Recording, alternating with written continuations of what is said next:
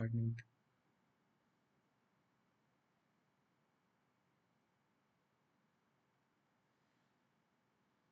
Okay, तो हम आज डिस्कस करने जा रहे हैं जो उत्तराखंड में 5 अगस्त को क्लाउड बर्स्ट हुआ है, यानी बादल फटा है। और उस क्लाउड बर्स्ट के साथ साथ कई सारे एसोसिएटेड इवेंट्स भी दिखाई दे रहे हैं जो तुम्हारे मेंस के एग्जाम में पूछे जा सकते हैं। और इस टॉपिक को अगर तुम पूरा देखते हो तो ऑब्वियसली तुम्हें और भी चीजें नजर आएंगी, सिर्फ क्लाउड बर्स्ट नहीं, साथ साथ फ्लैश फ्लड भी दिखाई देगा तुम्हें। इसके साथ साथ हम लोग लैंडस्लाइड्स, है ना, एवेलांच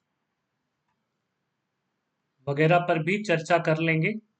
तो हिमस्खलन, भूस्खलन, फ्लैश फ्लड, क्लाउड बर्स्ट और साथ साथ इसके ग्लेशियल लेक आउटबर्स्ट फ्लड, ये सारी चीजें इस टॉपिक के साथ जुड़ चुकी हैं।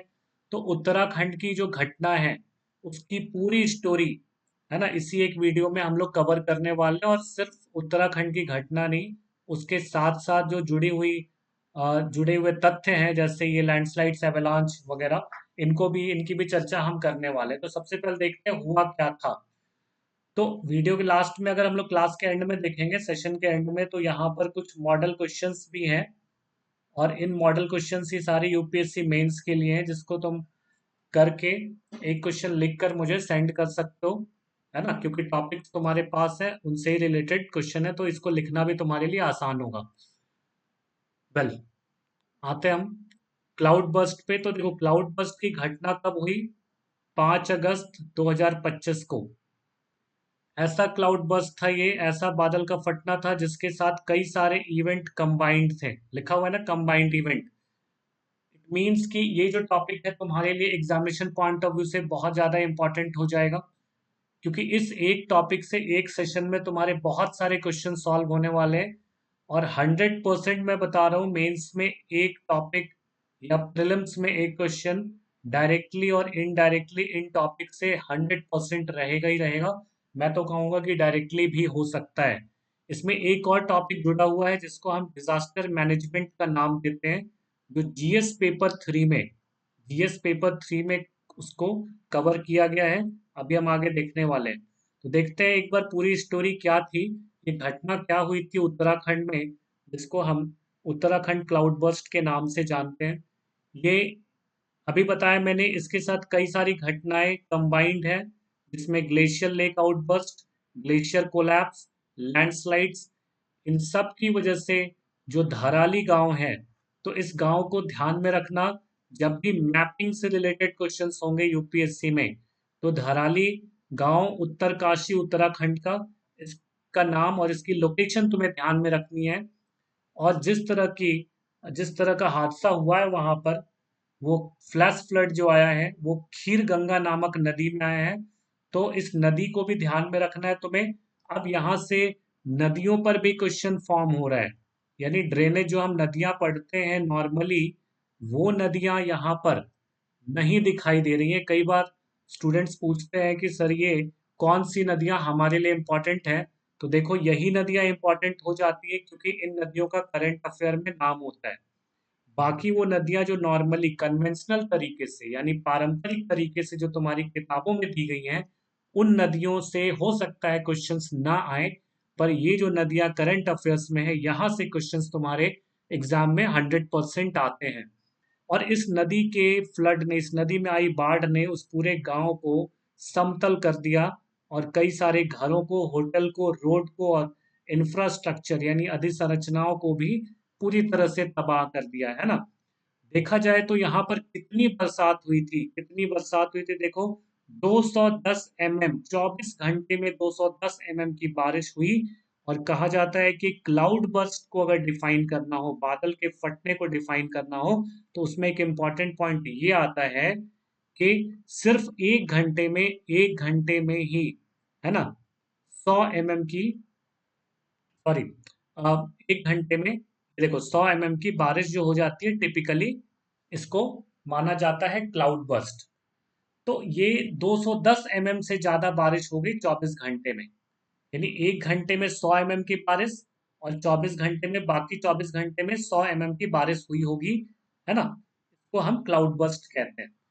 देखो ये एस्टिमेट क्लाउड बर्स्ट के लिए, बादल के फटने की जैसी घटना के लिए 24 घंटे में अगर 200 mm की बारिश या फिर 100 mm की बारिश 1 घंटे में होती है तो इसे हम बादल का फटना कहते हैं। तो ऐसा ही कुछ वहां भी हुआ होगा उत्तराखंड में, धराली गांव या खीर गंगा नदी में, जिसके कारण धराली गांव पर यह मुसीबत आई है।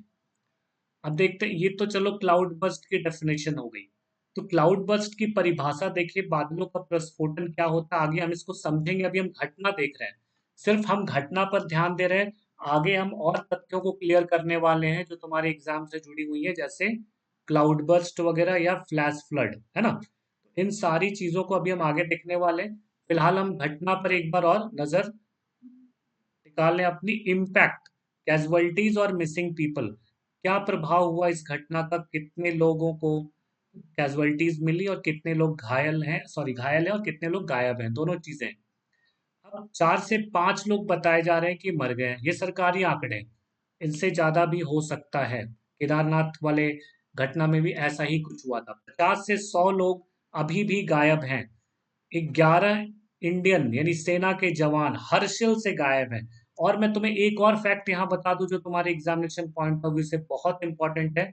जैसे कि तुमने धराली विलेज तो याद रख लिया कि धराली गांव है जो सबसे ज्यादा प्रभावित हुआ था, लेकिन सिर्फ धराली नहीं, हर्षिल, ठीक है, हर्षिल नामक एरिया में भी जो भारतीय सेना के लोग हैं, कम से कम 11 लोग भारतीय सेना के इस हर्षिल वाले क्षेत्र से गायब है, मिसिंग है। ध्यान रखना इस बात का भी।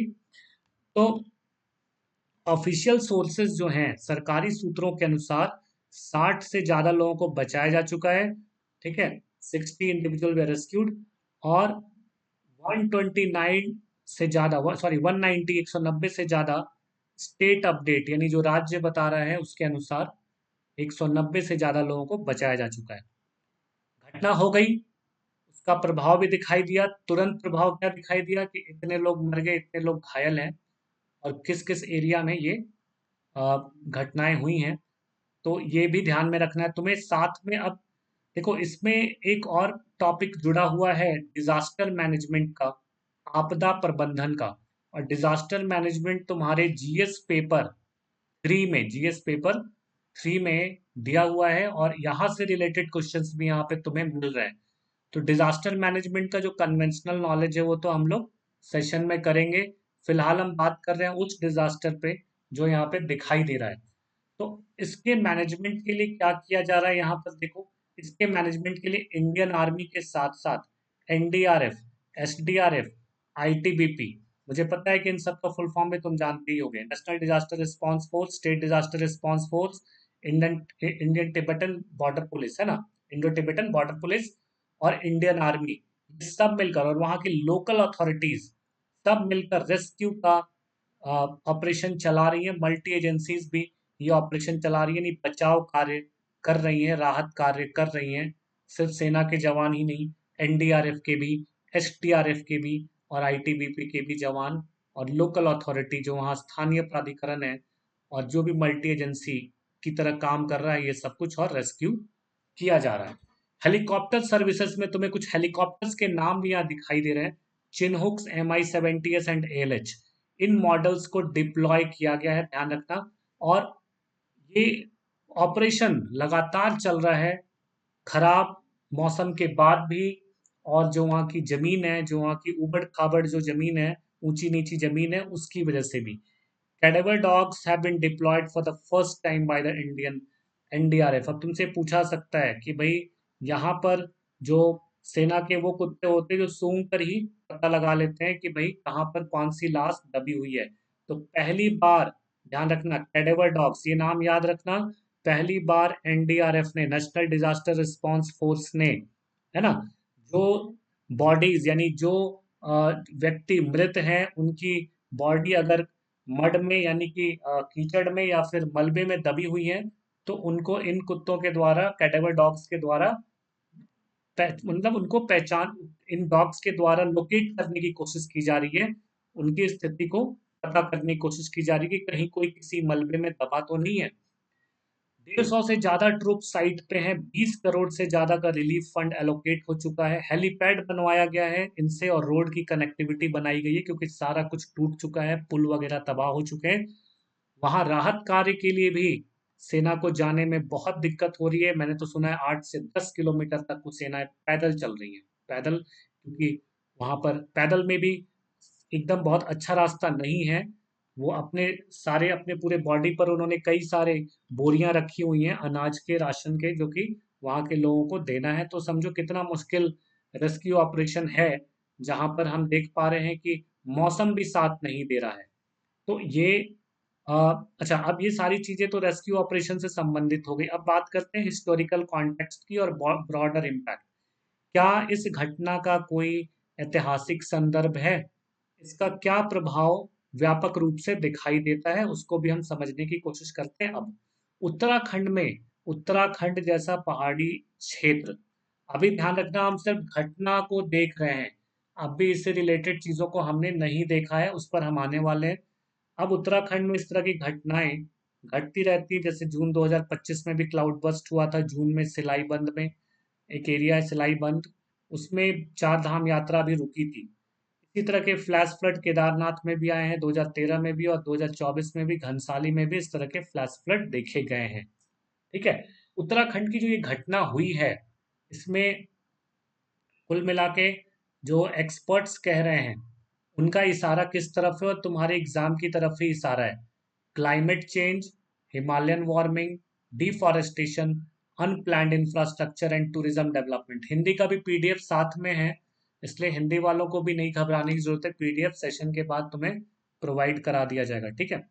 तो ये जो एक्सपर्ट्स हैं वो कह रहे हैं climate change, Himalayan warming, Himalaya गर्म हो रहा है, क्लाइमेट चेंज भी हो रहा है, जंगल काटे जा रहे हैं, बिना किसी प्लानिंग के अधीसंरचनाओं का विकास हो रहा है, पर्यटन का भी विकास हो रहा है।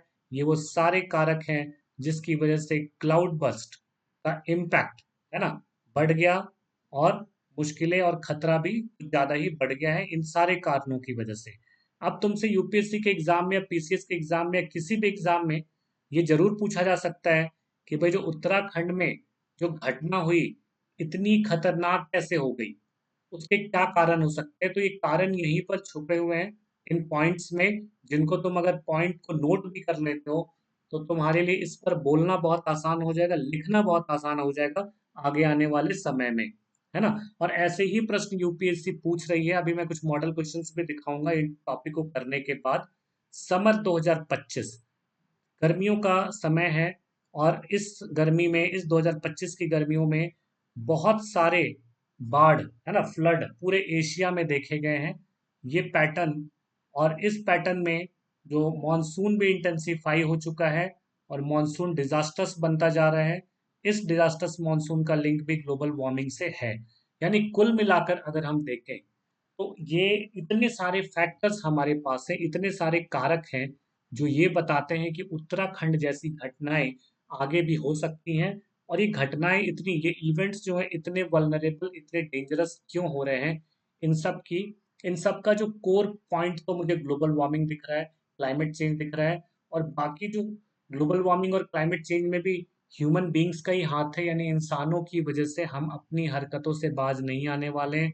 हम नेचर को अगर डिस्टर्ब करेंगे तो नेचर इसी तरह से हमें जवाब देगा। और ये छोटे मोटे हादसे हैं, कल 100% ऐसा कोई बड़ा हादसा होगा जिसमें बहुत सारे लोग एक साथ खत्म हो सकते हैं, क्योंकि चीजें बहुत बदल रही हैं, बहुत तेजी से पूरे पृथ्वी का जो आवरण है वो बदल रहा है।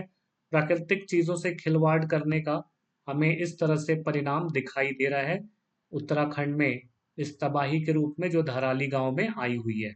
तो अब तुम्हें पूरे इस टॉपिक में याद रखना है कि धराली गांव मतलब कहाँ पर ये घटना घटी, क्यों घटी, उसका क्या प्रभाव, अभी क्या प्रभाव हुआ, है ना, और कितने लोग उसमें घायल हैं, कितने लोग गायब हो चुके हैं, किस तरह की राहत बचाव कार्यक्रम जो है वो चलाए जा रहे हैं, ऑनगोइंग रेस्क्यू ऑपरेशंस क्या है, ये सारी चीजें तुम्हें जानना चाहिए, वैसे भी और एग्जामिनेशन पॉइंट ऑफ व्यू से भी, ताकि खुद की सुरक्षा भी फ्यूचर में तुम कर सको, है ना।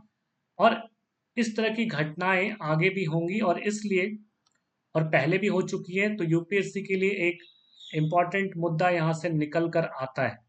ठीक है, अब देखो, कई लोगों ने इस घटना पर अपना रिएक्शन दिया है, जैसे कि प्राइम मिनिस्टर मोदी हैं, है ना, होम मिनिस्टर अमित शाह हैं, और इस तरह से चीफ मिनिस्टर पुष्कर सिंह धामी, कहाँ के सीएम है, उत्तराखंड के, और क्रिकेटर ऋषभ पंत भी रुड़की से है।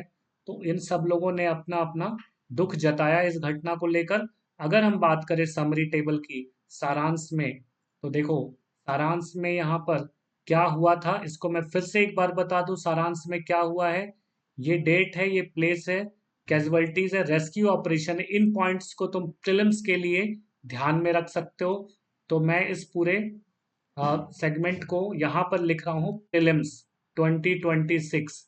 ठीक है, यहाँ से जो पॉइंट्स निकल के आएंगे ये प्रीलिम्स के, इसलिए शॉर्ट फॉर्म में मैंने ये दे दिया है ताकि तुम प्रीलिम्स की भी तैयारी साथ साथ कर लो, उसकी तैयारी अलग से करनी नहीं होगी अगर ये तुम पूरा टॉपिक ध्यान से देखते हो तो।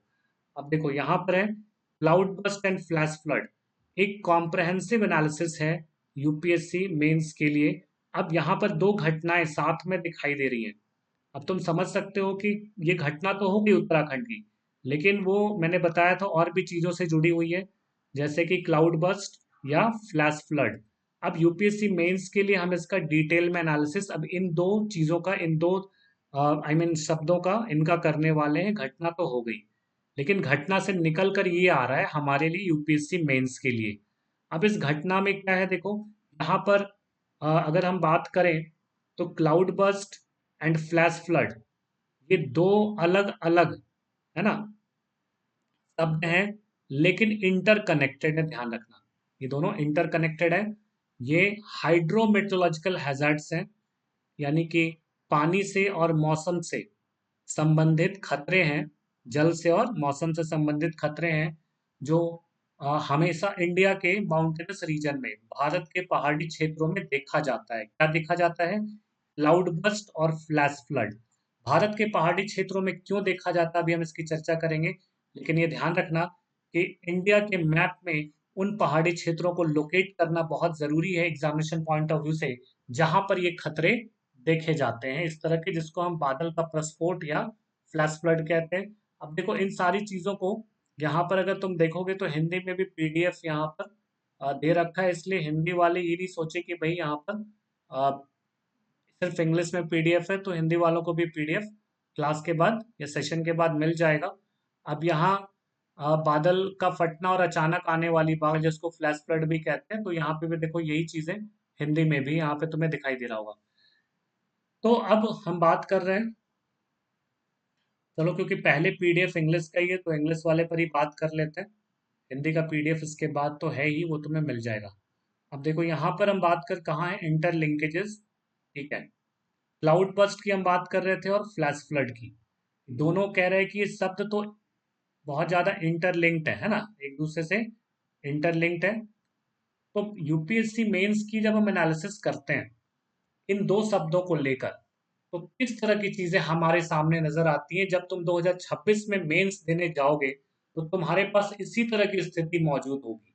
ठीक है, तो क्लाउड बर्स्ट और फ्लैश फ्लड अगर हम देखते हैं तो ये दोनों में थोड़ा डिफरेंस तो है ही ना, एक तो कोई ऐसा तो नहीं कि दोनों एक ही चीज है, यहाँ पर दोनों में अंतर है, लेकिन कॉमन क्या है, दोनों हाइड्रोमेट्रोलॉजिकल हैजार्ड्स हैं, यानी कि जल और मौसम से संबंधित खतरे हैं, जो भारत के पहाड़ी क्षेत्रों में दिखाई देता है। ठीक है, और यहाँ पर अगर हम देखें क्लाउड बर्स्ट को, यानी बादल के फटने को या मेघ के प्रस्फोट को, तो ये एक मौसमी प्रक्रिया है, वेदर फेनोमेना है।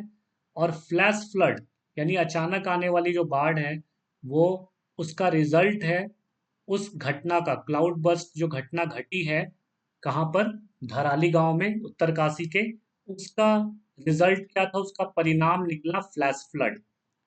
तो हम बात कर रहे हैं, मान लो इन दो घटनाओं की बात करते हैं, तो इनके कॉजेज, इम्पैक्ट्स और मैनेजमेंट स्ट्रैटेजी हमारे लिए बहुत ज़रूरी हो जाता है, डिजास्टर को कम करने के लिए भी और यूपीएससी के मेंस को क्लियर करने के लिए भी, एग्जाम को पास करने के लिए भी ये सारी चीज़ें ज़रूरी हो जाती हैं। सिर्फ क्लाउड बर्स्ट समझने से कुछ नहीं होगा, बाकी इससे जुड़े हुए चीज़ें भी या तथ्य भी तुम्हें कवर करने हैं। अब क्लाउड बर्स्ट क्या है, एक सडन अचानक से बहुत तेज बारिश है ना, बहुत छोटे से एरिया में, इस बात का ध्यान रखना। मेघ का प्रस्फोट अचानक होता है, बहुत ज्यादा बारिश होता है, ऐसा लगता है कि ऊपर से टैंकर गिराए जा रहे हैं पानी के, और बहुत ही छोटे से एरिया में ये क्लाउड बर्स्ट होता है। आईएमडी डिफाइन करती है, इंडियन मेट्रोलॉजिकल डिपार्टमेंट। अब जब तुम भी अगर कभी डिफाइन करोगे तो ऐसी आईएमडी का नाम लिख के डिफाइन करना, ताकि लगे कि तुमने रिलायबल सोर्स से पढ़ाई की है। और ये डिफाइन कैसे करता है कि अगर रेनफॉल, अगर बारिश 100 mm, 1 घंटे में 100 mm हो जाती है, या फिर 4 इंच की, मैं अपनी तरफ से ऐड कर दे रहा हूँ, 4 इंच, या फिर 100 mm की बारिश अगर एक छोटे से एरिया में हो जाती है, लगभग 20 से 30 स्क्वायर किलोमीटर में, तो इस घटना को हम मेघ का प्रस्फोट यानी बादल का फटना कहते हैं, है ना। और अगर बादल के फटने की इमेज को देखोगे तो तुम्हें कुछ इस तरह की इमेज बादल के फटने में दिखाई देती है। यहाँ पर देख सकते हो, ये देखो, ये वाली अगर इमेज तुम देख रहे हो तो ये कुल मिला के देखो, यहाँ पर एक साथ, आई मीन टू से बादल, कई सारे बादल यहाँ पर तुम्हें दिखाई दे रहे हैं। और इन बादलों को अगर तुम देखना चाहते हो यहाँ पे, तो ये देखो, इसको थोड़ा सा मैं जूम करके दिखा दूं ताकि तुम्हें दिख जाए एग्जैक्टली exactly। ये देखो, ये वही घटना है जिसकी हम चर्चा कर रहे हैं। और यहाँ पर इस इमेज में, ये एक्चुअली जिस जहाँ से सोर्स लिया गया इमेज, वहां से उसका नाम देना पड़ता है ताकि कॉपीराइट इशू ना आए। तो यहाँ देखो, ये बादल है, और ये जो बादल है, ये एक साथ कितने सारे बादल हैं और अचानक नीचे गिर रहे हैं। ये देखो, यहाँ पानी नीचे यहाँ पर गिर रहा है। ये जो बारिश हो रही है तुम देख सकते हो, इसमें बूंदे तो नजर ही नहीं आ रही, बूंदे तो नजर ही नहीं आ रही, ऐसा लग रहा है ऊपर से ही बाढ़ आ रही है, देख रहे हो यहाँ पे। और ये जहां पर भी गिरेगा, इतने दूर में जो गिरेगा, इस एरिया में, अगर कोई घर कमजोर है, या कच्ची मिट्टी के मकान है, या ऊंचाई पे पहाड़ पर्वत है, तो वहाँ लैंडस्लाइड जैसी घटनाएं, है ना। और कोई शहर है तो वहाँ फ्लैश फ्लड जैसी समस्याएं, है ना। भूस्खलन, हिमस्खलन, लैंडस्लाइड्स, एवलांच, हिमस्खलन, लैंडस्लाइड्स, भूस्खलन, फ्लैश फ्लड, त्वरित बाढ़, है ना। ये सारी चीजें एक साथ तुम्हें यहाँ पर दिखाई देंगी। यानी क्लाउड बर्स्ट से, इससे इसका जो परिणाम है वो कई रूपों में दिखाई देता है। और उस परिणाम से भी तुम्हारे पास क्या होता है, उस परिणाम को लेकर भी क्वेश्चंस एग्जाम में आते हैं। तो जो लोग भी यूपीएससी 2026 के मेंस एग्जाम को देने जा रहे हो, ध्यान रखना कि सिर्फ क्लाउड बर्स्ट नहीं समझना है, उससे संबंधित जो रिजल्ट है, रिजल्टेंट इवेंट यानी परिणामात्मक घटनाएं जो हैं उनको भी देखना है। तो इस तरह से तुम्हें और भी चीजों को समझना पड़ेगा जब तुम तैयारी कर रहे हो। तो ये देखो, यहाँ तो हमने बात कर ली इस तरह के क्लाउड बर्स्ट की, यानी बादल के फटने की। इसको क्या कहते हैं ये भी तुम समझ गए, ये कॉन्सेप्ट क्या है, यानी इसकी संकल्पना क्या है, इसकी डेफिनेशन क्या है, ये सब चीज समझते हुए आगे बढ़ो, इतने से काम नहीं चलने वाला है। अब यहाँ पर अगला पॉइंट आता है कि भाई कारण क्या है, क्लाउड बर्स्ट के क्या कारण है। तो कॉजेज ऑफ क्लाउड बर्स्ट, यहाँ पर देखो कई सारे कारण हैं। एक ओरोग्राफिक लिफ्ट है, यानी कि अगर माउंटेन आता है, तुम यहाँ देखना, भारत में अगर हम देखते हैं तो भारत के क्षेत्रों में, खासकर पहाड़ी क्षेत्रों में अगर हम देखें, तो यहाँ पर हो गया, यस, तो भारत के क्षेत्रों में अगर हम देखें तो,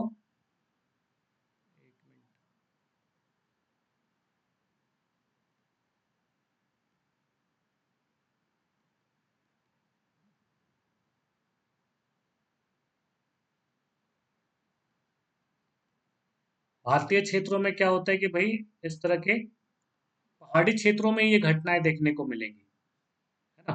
चलो मैं इसी पीडीएफ पर ही बना देता हूँ, यहाँ देखो, लेकिन यहाँ पर बनाने के लिए फिर वो बोर्ड और पेन चाहिए। चलो, ओपन हो ही गया है।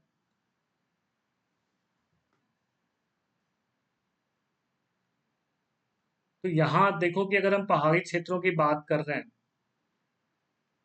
तो माउंटेन्स होते हैं, और ये जो माउंटेन्स है, इन माउंटेन्स के सहारे गर्म हवाएं ऊपर उठती हैं, ऊपर उठकर संघनित होती हैं, और संघनित होकर क्लाउड की फॉर्मेशन करती हैं। और एक साथ, अगर तुम्हें पता ही, उत्तराखंड, हिमाचल प्रदेश, जम्मू कश्मीर, लेह लद्दाख, ये वो सारे इलाके हैं जहां पर बादलों के फटने जैसी घटनाएं होती रहती हैं, क्योंकि ये जो पर्वत हैं, ये गर्म हवाओं को ऊपर उठने का मौका देते हैं। इन्हीं के सहारे इसको ओरोग्राफिक लिफ्ट कहते हैं। तुम्हें पता है, हमने क्लास में करा था कि ओरोग्राफिक रेनफॉल क्या होता है। और इतनी सारे पर्वत हैं यहाँ पर कि सबकी वजह से कितनी सारी, तुम समझ सकते हो कितनी सारी आर्द्रता, कितना ज्यादा मॉइस्चर हमारे ऊपरी वायुमंडल में इकट्ठा होता होगा। और इतना ज्यादा मॉइस्चर अगर इकट्ठा होता है तो एक ही जगह इकट्ठा हो रहा है, तुम देख सकते हो, पहाड़ों की वजह से। और इकट्ठा होकर जब ये भारी होते हैं, है ना, बहुत ज्यादा भारी होते हैं, तो एक साथ गिरते हैं। इसमें होता है कि जो बड़ी बूंदें होती हैं अपने साथ की छोटी छोटी बूंदों को भी अपने में समेट लेती हैं, है ना। को लैंगमुअर इफेक्ट कहते हैं, जो आगे देखेंगे, है ना, लैंगमुअर इफेक्ट, जिसमें कि कई सारी बूंदें एक साथ आ जाती हैं। इसको रेन ड्रॉप्स, जैसा कि मैंने क्लास में बताया था अपने सेशन में, रेन ड्रॉप्स कहते हैं। और ये रेन ड्रॉप्स, जो बड़े वाले रेन ड्रॉप्स हैं, वो छोटे छोटी बूंदों को भी अपने साथ अटैच कर लेते हैं। और अटैच करने के बाद बहुत बूंदे तो फिर रहती ही नहीं है। वो मैंने कहा ना कि बिल्कुल ऐसे लगता है जैसे कि टैंकर से आप पूरी बाल्टी से कोई पानी बार बार गिरा रहा है, एक एक बूंद एक एक बाल्टी, बड़ी वाली बाल्टी के बराबर होगा। ये सारी चीजें ऐसा होता है और एक साथ लगता है बहुत सारा पानी किसी टैंकर के द्वारा गिराया जा रहा है। अब ये एक ही जगह में कॉन्सेंट्रेटेड क्यों रहता है? क्योंकि ये बादल भी इकट्ठा एक ही जगह होते हैं। और ये क्लाउड्स इकट्ठा एक जगह होते हैं पहाड़ों की वजह से। और भारत के जो पहाड़ी क्षेत्र है वहां दोनों तरफ से मानसून की शाखाएं आती हैं। एक तरफ से अरबियन सी ब्रांच, अरब सागर की शाखा, और दूसरे तरफ से बे ऑफ बंगाल यानी बंगाल की खाड़ी की शाखा। दोनों शाखाएं, दोनों ब्रांचेस यहाँ पर मिलती हैं। और मिलने के बाद इस तरह का खतरनाक माहौल इन पहाड़ी क्षेत्रों में बनता है। मौसम विभाग का अलर्ट हमेशा रहता है। लोग सोचते हैं कि कुछ नहीं होगा, पर ये घटनाएं अब आम बात हो चुकी हैं। और लोग भी इसको हल्के में लेते हैं, तभी कुछ ना कुछ मौतें भी, कैजुअलिटीज भी हो जाती हैं। तो हमें इसमें सतर्क रहना है। मानसून के टाइम में, बारिश के महीने में पहाड़ी क्षेत्रों में जाने से बचना है। यही एक तरीका है अपने आप को बचाने का, है ना। देखो यहाँ हम अगली बात कर रहे हैं। कहाँ चला गई? क्लाउड बस्ट को देखो, तो हम बात कर रहे थे क्लाउड बस्ट के बारे में। पहला कारण क्या था? ओरोग्राफिक लिफ्ट, है ना, जिसमें पर्वतों के सहारे पर्वतकृत वर्षा, जिसको हम हिंदी में कहते हैं, ये हमने पहले भी क्लास में करा है, पर्वतकृत वर्षा। इसकी वजह से भी क्लाउड बर्स्ट होता है। और उत्तराखंड में भी यही हुआ होगा। एटमॉस्फेरिक इंस्टेबिलिटी दूसरा कारण है। वायुमंडलीय अस्थिरता, बहुत तेज गर्म हवाएं ऊपर उठती हैं, है ना। और उसके बाद बहुत ज्यादा पानी भी ऊपर चढ़ता है इनके सहारे, और क्लाउड में भी बहुत ज्यादा पानी इकट्ठा हो जाता है, मॉइस्चर आर्द्रता इकट्ठी हो जाती है। और जैसे ये ऊपर उठना अचानक कमजोर होता है, तो सारा का सारा आद्रता, सारा आयतन जो ऊपर लटक रहा था अचानक गिर जाता है। और एक ऐसा लगता है कि बहुत ज्यादा पानी अचानक गिर गया जो ऊपर उठ रहा था। इसको एटमॉस्फेरिक इंस्टेबिलिटी कहते हैं, है ना। ये भी मैंने टर्म्स क्लास में डिस्कस किया हुआ है कि एटमॉस्फेरिक इंस्टेबिलिटी क्या होती है। ये भी तुम्हारे यूपीएससी पॉइंट ऑफ व्यू से, देखो यहाँ पर आ गया वो टर्म, हमने क्लाइमेट में डिस्कस किया हुआ है। एक चीज जो तुम्हें उसमें डिस्कस करनी थी हमें, ऑप्शनल की ज्योग्राफी में, लैंगमुअर प्रेसिपिटेशन प्रोसेस है, कुछ नहीं है। बड़े से रेन ड्रॉप्स, अभी बताया था मैंने, जो बड़े बड़े रेन ड्रॉप्स होते हैं वो छोटे वाले को एब्जॉर्ब कर लेते हैं, उसको अपने अंदर खींच लेते हैं, और फिर और बड़े हो जाते हैं। और बड़े होकर जब गिरते हैं तो बादल के फटने जैसी घटनाओं में क्या होता है, वो फिर खतरनाक रूप ले लेता है। क्लाइमेट चेंज भी एक कारक है। ग्लोबल टेम्परेचर, बहुत ज्यादा तापमान बढ़ रहा है पूरे वैश्विक वायुमंडल का। और इसकी वजह से भी बहुत इंटेंस, यानी कि जो हवा गर्म है, तो गर्म हवा की क्या होती है, मॉइस्चर होल्डिंग कैपेसिटी ज्यादा होती है। पूरा वायुमंडल चूंकि गर्म है पूरे विश्व का, भारत का भी, ट्रॉपिकल कंट्री जो उष्ण कटिबंधीय क्षेत्र हैं उनके वायुमंडल में तो और ज्यादा गर्मी होगी। तो इस तरह से क्या होता है कि यहाँ के वायुमंडल में जो हवाएं हैं, गर्म हवाएं हैं, ऊपर से उष्ण कटिबंधीय क्षेत्र है, तो इसकी आर्द्रता ग्रहण करने की क्षमता भी अधिक होती है। और इसलिए जो बारिश है वो बहुत खतरनाक, जिसमें कि मेघ का प्रस्फोटन होता है। और जो मेघ बनते हैं वो क्यूमुलस और क्यूमुलो निम्बस टाइप के मेघ बनेंगे। ये पहले में मैं तुम्हें बता चुका हूँ किस तरह के मेघ क्लाउड बर्स्ट में, यानी बादलों के फटने से बनते हैं। देखो आगे बात करते हैं, ये तो थे कारण किसके, क्लाउड बर्स्ट के, जो हमने देखा बादल के फटने का क्या कारण है, मेघ के प्रस्फोटन के क्या कारण है। यहाँ पर हम अब देखने जा रहे हैं areas prone to cloud burst in India. Bharat में अब तुमसे मैपिंग में क्वेश्चन पूछ सकता है, प्रीलिम्स में भी या मेंस के लिए भी तुम्हें जानकारी तो होनी चाहिए ना। जब क्लाउड बर्स्ट पढ़ते हो तो भाई बताओ कि कौन कौन से क्षेत्र भारत के क्लाउड बर्स्ट से संबंधित हैं। तुम देख सकते हो ये सारा जो पहाड़ी क्षेत्र है ना, और नॉर्थ ईस्ट स्टेट्स, है ना, ये अगर तुम यहाँ पर देखते हो इस मैप में, तो तुम देखो ये पूरा का पूरा जो पहाड़ी क्षेत्र है भारत का, ये क्या है, कहीं ना कहीं से ये सब क्लाउड बस्ट प्रोन एरिया है। हिमाचल प्रदेश, उत्तराखंड, जम्मू कश्मीर, सिक्किम, अरुणाचल प्रदेश, है ना, फिर से इधर नागालैंड वगैरह। तो ये जितने भी पहाड़ी क्षेत्र हैं, ये सब क्लाउड बस्ट प्रोन है, यानी यहाँ खतरा बना रहता है बादल के फटने का। ठीक है, ये राज्य भी तुम्हें याद रखने पड़ेंगे। कुल मिला के देखो, जम्मू कश्मीर, हिमाचल प्रदेश, उत्तराखंड, उत्तरांचल, पंजाब, सॉरी पंजाब नहीं, उत्तरांचल, हिमाचल प्रदेश, जम्मू कश्मीर तीन, इधर सिक्किम, और नॉर्थ ईस्ट स्टेट्स में जितने भी राज्य हैं सबको काउंट कर सकते हो। तो ये सारे राज्य तुम्हारे लिए क्या है, क्लाउड बर्स्ट प्रोन जोन में आते हैं। यहाँ बादल के फटने जैसी घटनाएं होती रहती हैं या होंगी, या आगे भी यहाँ पर खतरा बना हुआ है। इसको तुम्हें मैप में भी देखना है, और एग्जाम में भी अगर कुछ इस तरह क्वेश्चन आता है, नहीं भी पूछ रहा है मेंस में, तो एक मैप बना के दिखा देने में क्या हर्ज है। यूपीएससी को पता तो चलेगा कि तुम्हारे पास नॉलेज है। अगर किसी ने मैप में नहीं दिखाया, तुमने दिखा दिया, तो ये बताओ स्कोर किसको मिलेगा, तुम्हें तो मिलेगा।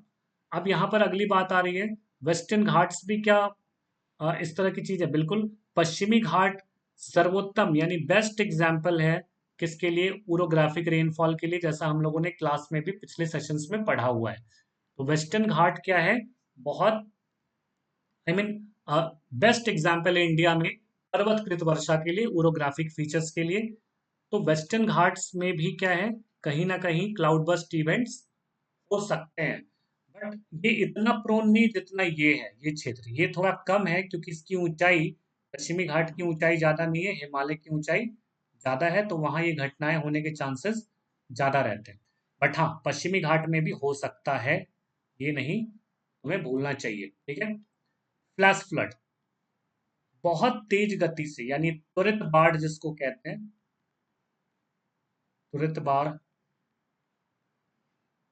निचले इलाकों में अचानक पानी का आना, नदियों के द्वारा या किसी झील के द्वारा।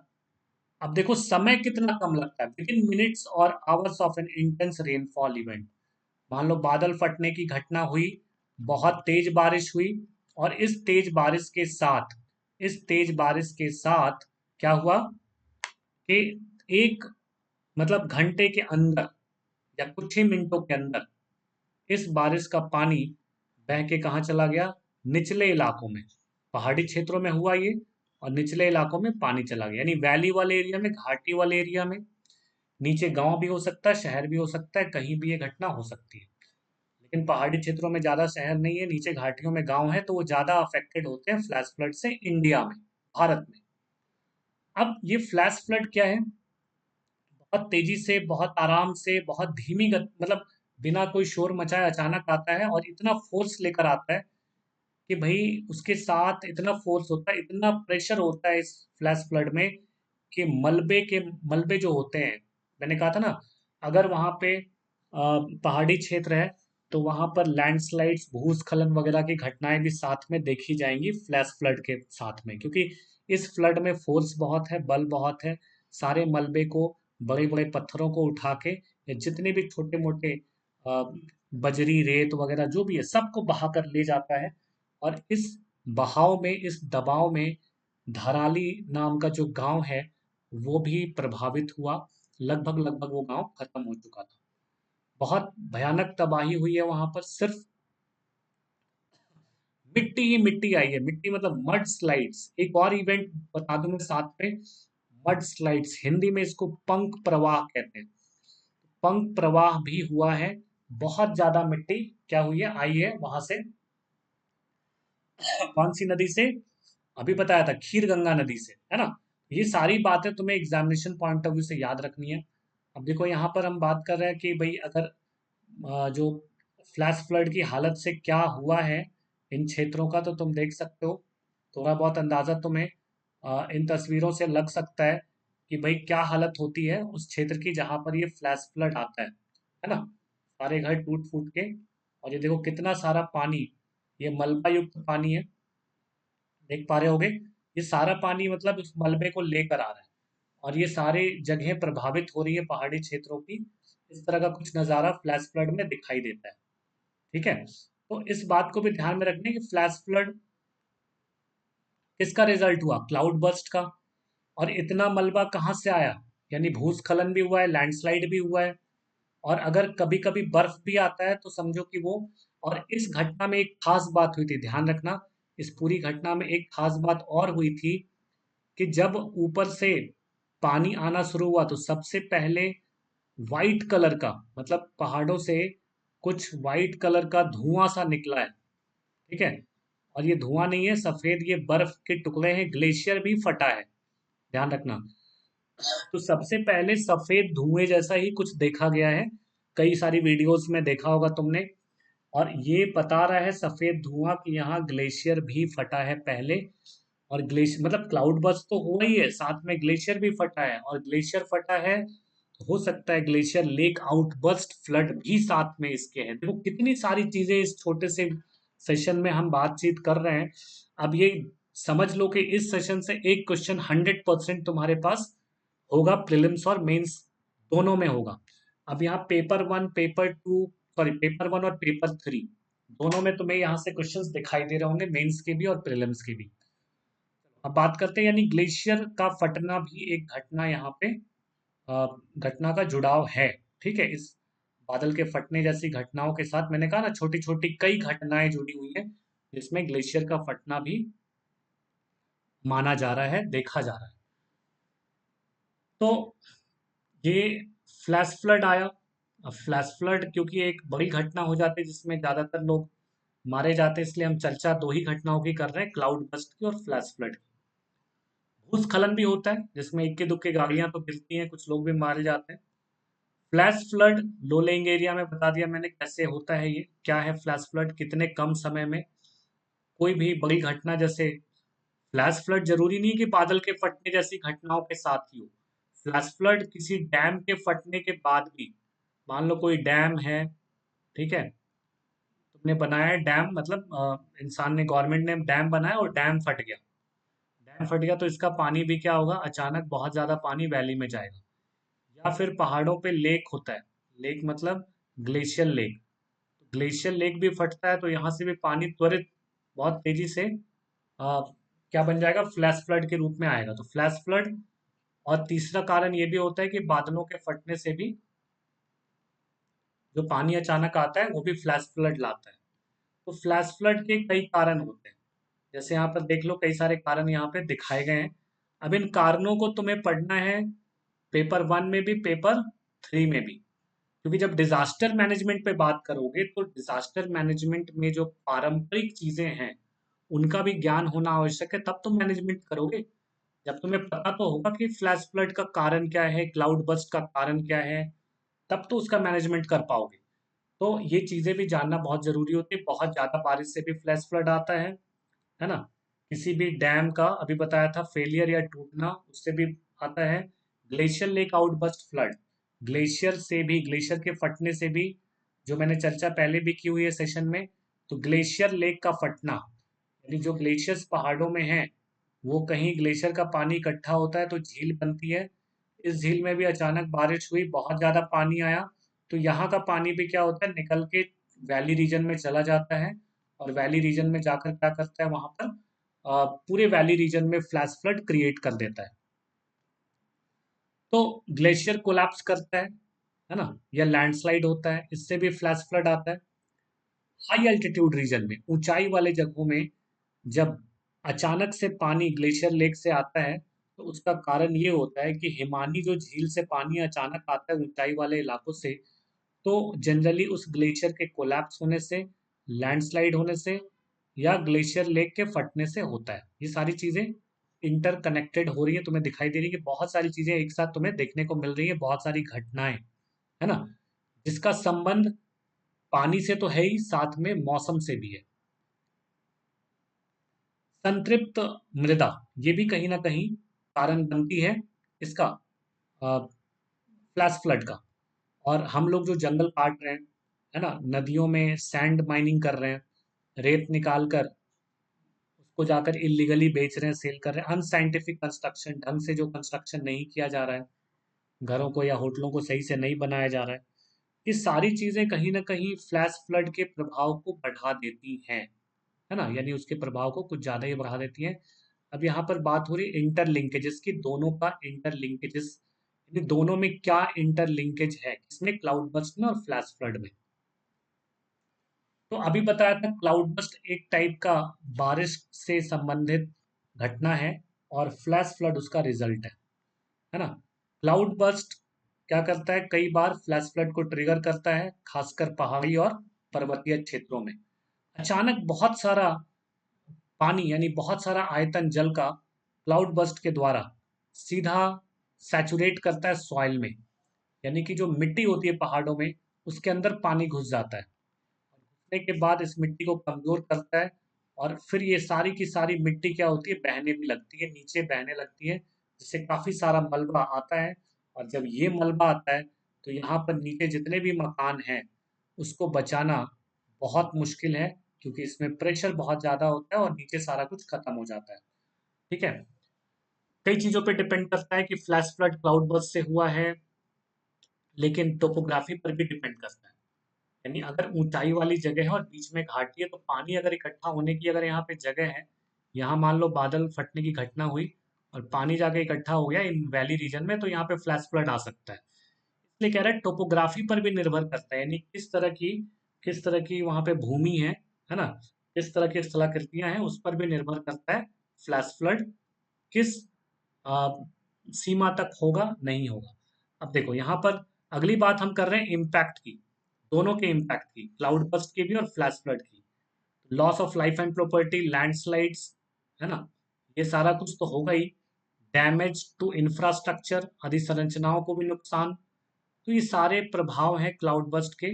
इन्वायरमेंटल डिग्रेडेशन, कुल मिला के पर्यावरण को भी बहुत ज्यादा नुकसान होता है, मृदा क्षरण होता है, अवसादों का निक्षेपीकरण होता है, वाटर्स, जो जल के संसाधन है वो भी गंदे होते हैं, जंगल डिस्ट्रॉय हो सकते हैं, क्योंकि ज्यादा पानी आएगा तो पेड़ पौधे भी टूटते हैं, पूरा का पूरा इकोसिस्टम और जैव विविधता भी क्या होती है, प्रभावित होती है। सामाजिक आर्थिक नुकसान भी बहुत ज्यादा होता है, जो लोग रहते हैं उनको वहां से हटना पड़ता है, वो एक मानसिक ट्रॉमा से गुजर रहे होते हैं इस तरह की घटनाओं से। और टूरिज्म पर भी, यानी पर्यटन पर भी असर पड़ता है और कृषि पर भी असर पड़ता है, इस तरह से सोशियो इकोनॉमिक डिसरप्शन भी होता है। अब बात करते हैं हम इसको मिटिगेट, यानी कैसे इस तरह की घटनाओं को आ, इसका समन किया जाए या उसका प्रबंधन किया जाए, उस तरह की क्या नीतियां हैं, कौन सी नीतियां अपनाएं। यहाँ से तुम्हारे मेंस के क्वेश्चन 100% निकल के आते हैं, ध्यान रखना। इस तरह के टॉपिक पर यूपीएससी खासा ध्यान देती है। जब तुम इस तरह की आपदाओं पर या घटनाओं के समन और उसके प्रबंधन की बात करते हो, तो एज ए एसडीएम या डीएम जब तुम उस डिस्ट्रिक्ट में जाओगे, तो तुम्हें भी यही काम करना पड़ेगा, इसलिए इन चीजों पे ध्यान देना अति आवश्यक है। यूपीएससी भी यहाँ से मेंस के क्वेश्चंस उठाकर डायरेक्टली, डायरेक्ट क्वेश्चंस होते हैं, यहाँ से ध्यान रखना। तो कहता है भाई किस तरह का प्रबंधन करोगे, तो ताकि तुम किसी भी आपदा से लड़ने को तैयार रहो। आपदा आ गई तो उसका क्या प्रतिक्रिया दोगे, और आपदा के बाद किस तरह से तुम रिकवरी करोगे, ये सारा मैनेजमेंट स्ट्रैटेजी तुम्हारी कैसी होनी चाहिए, इस पर बातचीत अगर हो रही है तो यहाँ देखो forecasting and early warning system, यानी कि ड्रॉप डॉपलर राडार वगैरह का यूज करना। इस तरह से हम मौसम का पूर्वानुमान कर सकते हैं और अर्ली वार्निंग सिस्टम लगा सकते हैं उन गांवों में जो प्रभावित क्षेत्र हो सकते हैं या प्रभावित होने के आसार है, वहां पर अर्ली वार्निंग यानी अलार्म या सिग्नल कुछ भी किया जा सकता है इस तरह से, ताकि लोग वहां उस जगह को खाली कर दें, जल्दी से जल्दी खाली कर दें। रियल टाइम मॉनिटरिंग, एक ऐसा नेटवर्क बनाना है रेन गॉजेस का, हाइड्रोलॉजिकल स्टेशंस का, जो कि हमेशा मॉनिटर करते रहे कि कितनी बारिश हुई है, पानी का स्तर कितना हुआ है। Dissemination of information, multi channel communication system, SMS, radio, social media, सबको अलर्ट पे लगा दिया जाए, ताकि टाइमली इन चीजों पे काबू किया जा सके। बाढ़ से बचाव करने के लिए उस तरह की अधिसंरचनाओं का निर्माण करना पड़ेगा, उस तरह की सड़कें, उस तरह के पुल, उस तरह की बिल्डिंग जो कि इस तरह के फ्लैश फ्लड को भी झेल सके। ठीक है, तो इस तरह की अधिसंरचनाओं का भी निर्माण करना पड़ेगा कि रिवर ट्रेनिंग वर्क्स। अब यहाँ पर हम देख पा रहे हैं कि रिवर ट्रेनिंग वर्क्स है building embankments and retaining walls to manage river flow. यानी कि इसके साथ साथ रिवर मतलब नदियों के किनारे, एम्बैंकमेंट्स मतलब क्या होता है, उनके किनारे जो होते हैं वहां पर दीवारें बनाई जाए ताकि रिवर का जो फ्लो है वो सिर्फ नदी में रहे, इधर उधर ना जाए। मान लो इस तरफ से तुमने दीवार बना दी, इस तरफ से दीवार बना दी, तो बीच में नदी का पानी बीच में ही बहता रहेगा, ना इधर जाएगा ना इधर जाएगा, तो फ्लड आने के चांसेस कम रहेंगे। जो भी डैम्स और रिजर्वायर हैं, है ना, जो भी बांध और जलाशय हैं, उस तरह के जलाशयों का भी निर्माण करना पड़ेगा ताकि जो पानी को थोड़ा पानी के फ्लो को ये कम कर सके। गैर संरचनात्मक जो उपाय हैं, जैसे उस जगह की मैपिंग करो, उस एरिया की मैपिंग करो, पता करो कि लैंडस्लाइड और क्लाउड बस्ट यहाँ पे अगर होगा तो किस तरह का कंस्ट्रक्शन और डेवलपमेंट यहाँ पर करना चाहिए, तो इस तरह के कार्य भी किए जा सकते हैं। वाटर शेड मैनेजमेंट, अब यहाँ पर है water shade management. Water shade management क्या होता है, वो एरिया जहाँ पर पानी इकट्ठा होता है नदियों का, उसको भी मैनेज करना है, पेड़ पौधे लगाने हैं, है ना, ताकि ज़्यादा से ज़्यादा पानी मृदा में चला जाए और बहना बंद हो जाए ताकि फ्लड ना आए। डेवलपमेंट, रेगुलेटेड डेवलपमेंट मतलब ऐसा विकास जो को रेगुलेटेड विकास कहा जाता है, जिसमें कि इंक्रोचमेंट नहीं हो पाए, किसी तरह का अतिक्रमण नदी के किनारे ना हो पाए, फ्लड प्लेन में बाढ़ वाले क्षेत्रों में भी ना हो पाए, ताकि कम से कम कैजुअलिटी या कम से कम लोग मरे। Community based preparedness, local area में भी जागरूकता बहुत जरूरी है, समुदाय में भी जागरूकता बहुत जरूरी है ना, ताकि उस जगह को खाली कराया जाए, लोगों में इस तरह का ज्ञान बनाया जाए ताकि खुद के स्तर पे वो डिजास्टर मैनेजमेंट प्लान कर सके। और एनडीए में यहाँ से ये बहुत बड़ी बॉडी है, मतलब सेंट्रल बॉडी है, नेशनल डिजास्टर मैनेजमेंट अथॉरिटी, और स्टेट की state disaster management authority. In bodies को क्रिएट किया जा चुका है वैसे तो, लेकिन ये बॉडी क्या करते हैं भाई, कहा जा रहा है कि इनको एक फ्रेमवर्क तैयार करना चाहिए, एनडीएमए को भी और एसटीएमए को भी। उस फ्रेमवर्क के साथ वो क्लाउड बर्स्ट और फ्लैश फ्लड को मैनेज करे, क्लियर प्रोटोकॉल हो, है ना, वो भी दिखाई दे। इंटीग्रेशन ऑफ क्लाइमेट चेंज, कई सारे प्रभाव हैं जलवायु परिवर्तन के जो डिजास्टर मैनेजमेंट प्लान से जुड़े होते हैं, तो इस तरह की चीज़ों को भी जोड़ के इंटीग्रेट करके हम आपदा के प्रभाव को कम कर सकते हैं। कई सारी एजेंसी को भी साथ में लेना पड़ेगा, तब जाकर हम इस आपदा पर विजय प्राप्त कर सकते हैं। क्योंकि आर्म्ड फोर्सेस, जैसा अभी हमने देखा धराली गांव में, सिर्फ सैनिक नहीं है, एनजीओज भी हैं, गवर्नमेंट की एजेंसी भी है, एनडीआरएफ भी है, एसडीआरएफ भी है, आईटीबीपी भी था, है ना। ये सब लोग मिलकर मल्टी लेवल एजेंसी का जो प्रोग्राम है वो बचा पाएगा बहुत सारे लोगों को, यानी आपदा से हमें काफी कुछ बचा सकता है। अब यहाँ पर हम देख रहे हैं कि बादल के फटने और फ्लैश फ्लड ये कॉम्प्लेक्स डिजास्टर है, ध्यान रखना। यानी कि दोनों का इंटीग्रेशन तो है, लेकिन जिस तरह की कॉम्प्लेक्सिटी होती है, यानी कहाँ से पानी बहेगा कोई नहीं जानता, किस जगह पर बादल फटेगा ये भी कोई नहीं जानता, मतलब एग्जैक्टली किस जगह पे। भाई उत्तराखंड में फटेगा ये सबको पता है, लेकिन कहाँ फटेगा ये नहीं पता होता। फ्लैश फ्लड कब और कैसे आएगा ये भी, तो ये थोड़ा कॉम्प्लेक्स डिजास्टर है, काफी जटिल आपदा है, और उससे जो प्रभाव होते हैं वो भी उतने ही खतरनाक है। क्लाइमेट चेंज ने इन सारी घटनाओं को बढ़ा दिया है ना। तो एक इंटीग्रेटेड अप्रोच की जरूरत है, जहां हम एडवांस फॉरकास्टिंग टेक्नोलॉजी, अब तुमसे देखो कई सारी बातें यूपीएससी मेंस में तुमसे पूछ सकती है, जैसे किस तरह के हम उपाय करें, किस तरह के उपाय करें जिससे कि हम इस तरह की घटनाओं को रोक सकते हैं। तो advance forecasting technology with robust structural and non structural measures and by empowering local communities, India can build a more resilient infrastructure and reduce the vulnerability of its population to these natural hazards। अब तुम इस conclusion से तुम समझ सकते हो कि किस तरह का कंक्लूजन होना चाहिए मेंस के एग्जाम में इस तरह के टॉपिक के लिए जिसकी हम चर्चा कर रहे हैं। तो जिस तरह के टॉपिक की हम चर्चा कर रहे हैं उस पर निष्कर्ष कैसे लिखना है ये तुम्हें पता होना चाहिए, कि इस तरह से अगर हम निष्कर्ष लिखते हैं तो तुम्हारे मार्क्स थोड़े सही आएंगे, क्योंकि तुमने समेट दिया, सारी चीजों को इसमें समेट दिया गया है। अगर इस तरह की घटनाएं जटिल तो हैं, लेकिन इन पर काबू पाने के लिए हमें ये उपाय करने चाहिए, ये तुम्हारा निष्कर्ष हो गया। और ये है हिंदी का पीडीएफ जो तुम्हें क्लास में सेशन के बाद सब कुछ ये मिल जाएगा, जो हमने अभी चर्चा की है वो सारी चीजें इसमें है। कुछ क्वेश्चंस हम देख लेते हैं यूपीएससी के लेवल के। अब देखो यहाँ पे GS geography one, paper one में मैंने बताया ना दोनों पेपर में ये तुम्हारे क्वेश्चंस आ रहे हैं।